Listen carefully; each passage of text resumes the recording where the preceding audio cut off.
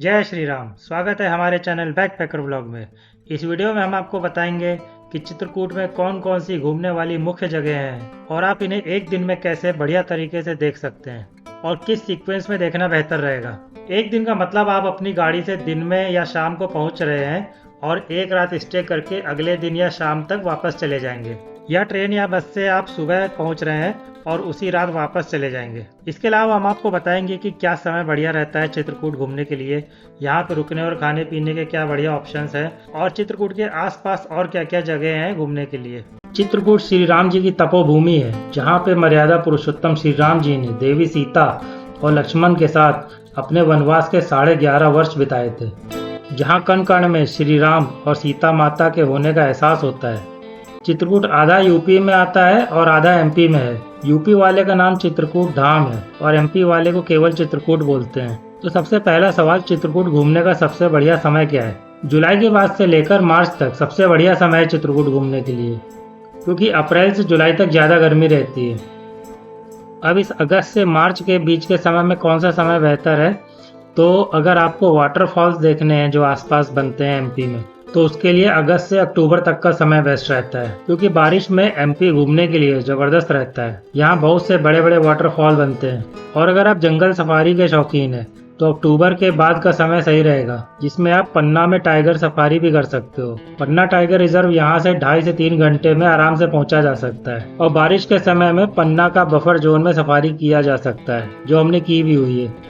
अगला सवाल, यहाँ क्या क्या घूमने वाली जगह हैं? वैसे तो यहाँ बहुत सारी धार्मिक महत्व की जगह हैं, पर उनमें से मुख्य जगह जो आपको देखना ही चाहिए वो हैं ये: रामघाट, हनुमान धारा, लक्ष्मण पहाड़ी, गुप्त गोदावरी, सती माता अनसुईया का मंदिर, स्फटिक शिला और रामशैया। और एक लेक भी है, संगनोक लेक, जो कि एक रिजर्वायर है, और शबरी वाटरफॉल, जिसे अब तुलसी वाटरफॉल के नाम से जाना जाता है, जहां बना है यूपी का पहला ग्लास ब्रिज। इनमें से रामघाट, लक्ष्मण पहाड़ी, रामशैया और सन्नोक लेक यूपी में है और बाकी सब एमपी में है। तो अब आपको बताते हैं आप इन्हें एक दिन में कैसे घूम सकते हैं। अगर आप अपनी गाड़ी से आ रहे हैं तो चित्रकूट आप प्रयागराज से 3.5 घंटे, लखनऊ से 5 घंटे और आगरा से 6 घंटे में पहुँच सकते हैं। तो अगर आप अपनी गाड़ी से चित्रकूट 3-4 बजे तक भी पहुँच जाते हैं तो शाम को आपको देखना चाहिए सबसे पहले हनुमान धारा और फिर रामघाट। बाकी जगह नेक्स्ट मॉर्निंग से आप देखना शुरू कर सकते हैं। और अगर आप बस या ट्रेन से आए हैं तो मॉर्निंग वाली जगहों के बाद ये दोनों जगहें देखकर आप रात की गाड़ी से वापस जा सकते हैं। तो दिन या शाम को पहुंचने के बाद आप सबसे पहले जाइए हनुमान धारा। हनुमान धारा यहाँ का दूसरा सबसे बड़ा मुख्य स्थान है रामघाट के बाद, जो कि पहाड़ी पर स्थित है, जिसपे जाने के लिए जीनों के अलावा रोपवे भी है, जिसे आप bookmeryride.com से ऑनलाइन भी बुक कर सकते हैं। इसका किराया 160 रुपये है बोथ साइड आने जाने के लिए, और इसकी टाइमिंग सुबह 9 बजे से शाम के 6 बजे तक रहती है। यहाँ नीचे शॉप वाले प्रसाद ले जाने के लिए बोलेंगे कि ऊपर नहीं मिलता है, पर ऊपर भी मिल जाता है। तो रोपवे में फ्री होकर बैठना हो तो प्रसाद ऊपर से ही ले सकते हैं। रोपवे से और पहाड़ से पूरे चित्रकूट के दर्शन बहुत ही मनमोहक होते हैं। रोपवे बीच में एक बार 1 मिनट के लिए रोकी भी जाती है, जिससे आप बीच में से सारे नज़ारों के आनंद ले सकें। हनुमान धारा वो स्थान है जहां हनुमान जी युद्ध के बाद श्री राम जी के आशीर्वाद से लंका दहन की गर्मी शांत करने के लिए विराजे थे। यहाँ 12 महीने 24 घंटे एक धारा हनुमान जी के ऊपर बहती रहती है। किसी को नहीं पता वो धारा कहाँ से आती है और कहाँ चली जाती है। इसे राम जी ने अपना एक बाण मारकर निकाला था। यहाँ से और ऊपर सीता रसोई है, जिसमें कुछ खास नहीं है, बल्कि ऊपर दान दक्षिणा चढ़ाने के लिए प्रेशराइज किया जा सकता है, तो यहाँ अवॉइड भी कर सकते हैं। यहाँ पे रोपवे का टिकट संभाल के रखना चाहिए, उसी टिकट से लौटना भी होता है। हनुमान धारा के बाद आप चले जाओ रामघाट, जो सबसे मुख्य स्थान है चित्रकूट का, जहाँ पे आप घाट और 7 बजे होने वाली मंदाकिनी आरती के दर्शन कर सकते हैं। यहाँ आप 6 बजे तक मैक्सिमम पहुँच जाओ, जिससे आरती के लिए नाव या जगह अच्छे से मिल जाए। और उससे पहले आप जाते हैं तो पहले ही घाट और वहाँ के मंदिरों के दर्शन कर सकते हैं। रामघाट पे आपको जाना चाहिए एमपी की साइड से, जो कि एमपी टूरिज्म के टूरिस्ट बंगलों के सामने से है। राइट में रोड हनुमान धारा की तरफ जा रही है और उसके बगल से रामघाट का रास्ता है। गाड़ी सामने अंदर भी ले जा सकते हैं अगर जगह हो तो, वरना यहीं पे रोड साइड गाड़ी आप पार्क करके जा सकते हो, जिसका कोई पार्किंग नहीं लगेगी। यूपी साइड से शाम को काफ़ी भीड़ रहती है, पार्किंग स्पेस मिलना टफ रहता है। रामघाट ही वो जगह है जहाँ तुलसीदास जी को राम जी ने दर्शन दिए थे। इस घाट पे कई मंदिर भी हैं, जैसे कि तुलसी मंदिर, भरत मंदिर, शिव मंदिर आदि। यहाँ पे घाट एक्सप्लोर करके आप नौका विहार भी कर सकते हो। इसमें नाव वाला आपको सारे घाटों के बारे में और उनमें बने मंदिरों के इतिहास के बारे में भी बताता है। अगर आप दिन में आते हो, आरती के समय से पहले शेयर्ड नाव में 100 या 200 रुपये पर पर्सन चार्ज लगता है जनरली। और अगर आप पूरी नाव करना चाहते हैं तो 500 से 1000 में हो जाती है, डिपेंडिंग ऑन कितनी भीड़ है। पर शाम को आप घाट दर्शन के साथ आरती भी नाव में बैठकर देखना चाहते हैं तो ज़्यादा भी पैसे लग सकते हैं, जिसमें वो पहले आपको घाट घुमाएंगे, फिर आरती के समय आरती के आगे नाव को लगा के आरती के दर्शन कराते हैं। चित्रकूट में रहकर यहाँ मंदाकिनी की आरती बिल्कुल मिस नहीं करनी है।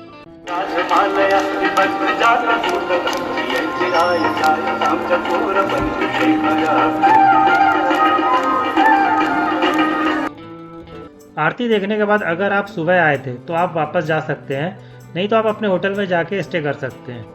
अब नेक्स्ट डे या हनुमान धारा से पहले आप देखेंगे स्फुटिक शिला, सती माता अनसुईया का मंदिर, गुप्त गोदावरी, लक्ष्मण पहाड़ी और यहीं पर है राम भरत मिलाप स्थल।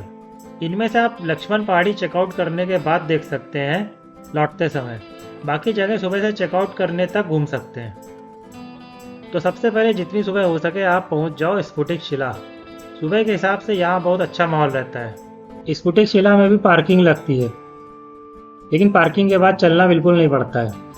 स्फुटिक शिला मंदाकिनी नदी के किनारे एक शिला है जिसपे एक बार श्री राम जी माता सीता के साथ बैठे थे और इंद्र के पुत्र जयंत ने भगवान की परीक्षा लेने के लिए कौवे का रूप धारण करके माता के पैर में चोंच मार दी। माता के पैरों से रक्त बहने लगा। यह देखकर प्रभु श्री राम जी क्रोधित हो गए। उन्होंने स्फटिक की शिला पर मौजूद तिनकों का बाण मारा। जयंत तीनों लोकों में भागता रहा, परंतु कहीं भी उसे संरक्षण नहीं मिला। अंत में उसे अपनी भूल का प्रायश्चित हुआ और वापस माता सीता के पास आकर क्षमा याचना करने लगा। माता सीता ने पुत्र जयंत को क्षमा कर दिया, परंतु प्रभु श्री राम का प्रहार खाली नहीं जा सकता था। इसीलिए कौवा पक्षी के रूप में आए जयंत की आंख में प्रतीकात्मक प्रहार हुआ और तभी से कौवा पक्षी को एक आंख से कम दिखाई देता है। उस शिला पे आज भी राम जी के, माता सीता के बैठने के निशान हैं, जो आपको पंडित जी दिखाते हैं और ये पूरी कथा भी सुनाते हैं विस्तार से। यहाँ पर दान के लिए कोई प्रेशर नहीं डालते हैं, जो आपकी श्रद्धा हो वो दे दीजिए, ना मन हो तो ना दीजिए। स्फुटिक शिला मेरा सबसे फेवरेट प्लेस है चित्रकूट का। यहाँ का माहौल इतना प्राकृतिक है कि लगता है हम उसी समय में चले गए। अब यहाँ से आप चले जाइए सती माता अनसुईया के मंदिर के लिए, जो यहाँ से 11 किलोमीटर दूर है और जिसमें 20 मिनट लगते हैं। और वो रोड पहाड़ और जंगलों के बीच से होकर जाती है और बहुत ही सीनिक है। यहाँ पार्किंग के बाद करीब 500 मीटर चलना पड़ता है, जिसमें 10 मिनट तक लग सकते हैं।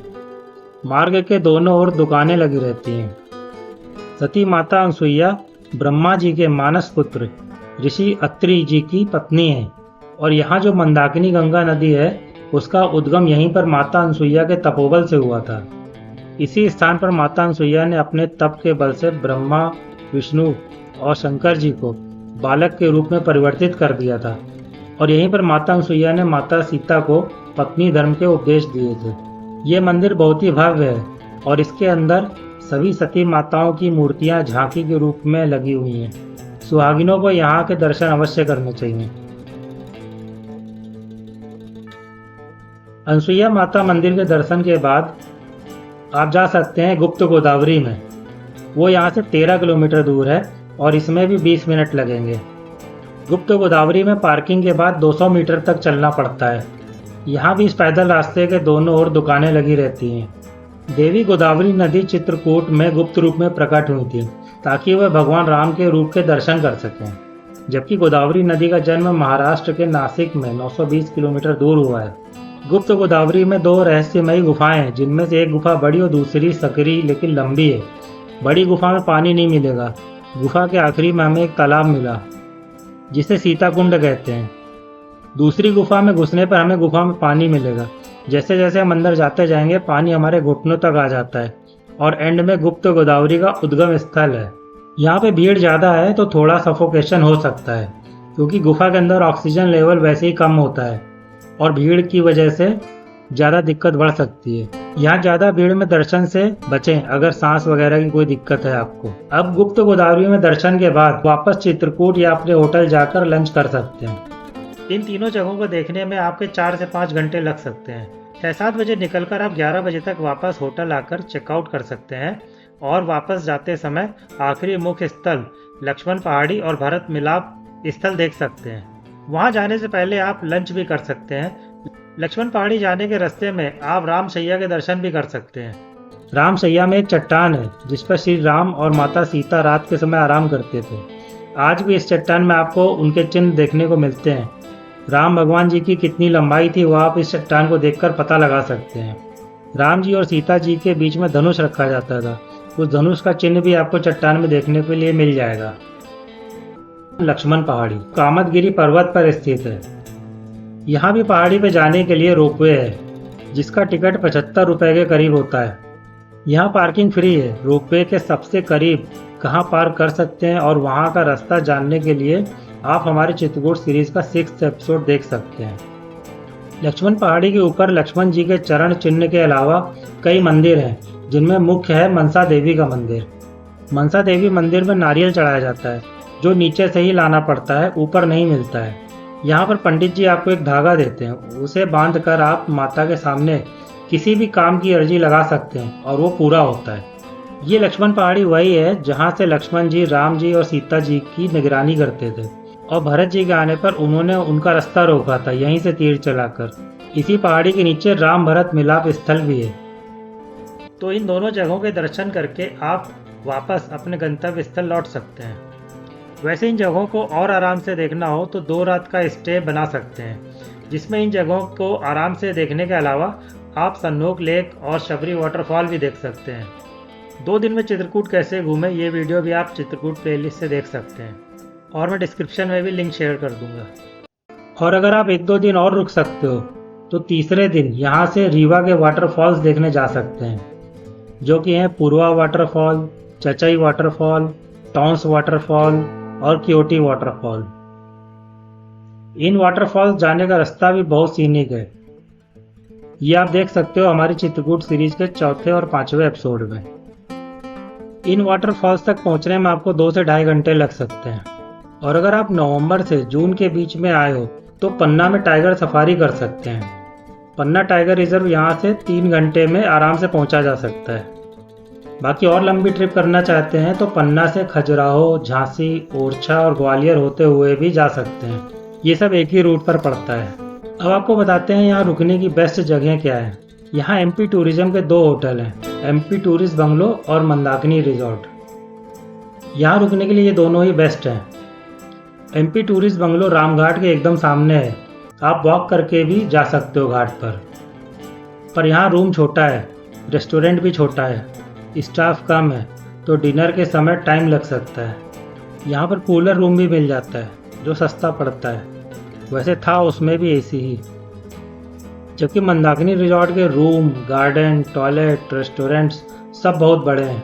पार्किंग भी बहुत बड़ी है। बस वो 1.5 किलोमीटर दूर है रामघाट से। तो अपनी गाड़ी है तो कोई चिंता नहीं है, वहीं जाना चाहिए। बाकी वहाँ रेस्टोरेंट में एसी की जगह कूलर है और एयरटेल का नेट धीमा आता है। यहाँ पे आपको डोरमेट्री की सुविधा भी मिल जाती है जो पड़ती है करीब 500 रुपये के करीब। बाकी इन दोनों जगह अगर आप रुक रहे हो तो रूम ब्रेकफास्ट इंक्लूडेड वाला ही लेना चाहिए। फूड पूरे चित्रकूट में इन्हीं होटल्स में बेस्ट मिलता है। अगर आप यहाँ नहीं भी रुक रहे हो तो भी खाना यहाँ पे खा सकते हो। तो ये थी चित्रकूट घूमने की सारी जानकारी। उम्मीद है आपके सारे सवालों के जवाब मिल गए होंगे।